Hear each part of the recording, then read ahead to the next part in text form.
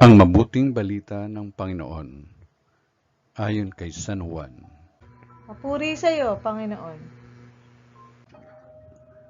Nang suguin ng mga Hudyo sa Jerusalem ang ilang saserdote at Levita upang itanong kung sino siya, sinabi ni Juan ang katotohanan. Sinabi niyang hindi siya ang Mesiyas. Kung gayoy, sino ka? Tanong nila. Ikaw ba si Elias? Hindi po, tugon nila.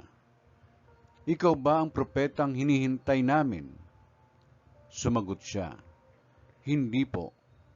Sino ka kung gayon? Tanong nila uli. Sabihin mo sa amin para masabi namin sa mga nagsugo sa amin.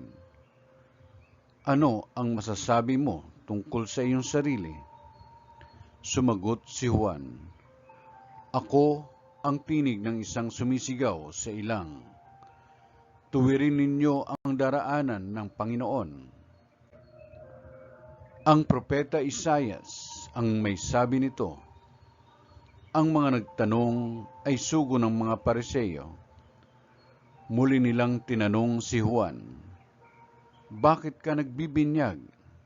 Hindi pala naman ikaw ang Mesiyas, ni si Elias, ni ang propeta. Sumagot siya, ako'y nagbibinyag sa tubig, ngunit nasa gitna ninyo ang isang hindi ninyo nakikilala. Siya ang susunod sa akin, subalit hindi ako karapat-dapat magkalag man lamang ng tali ng kanyang panyapak. Ito'y nangyari sa Betanya, sa ibayo ng Hordan, na pinagbibinyagan ni Juan. Ang mabuting balita ng Panginoon. Pinupuri ka namin, Panginoong Kristo.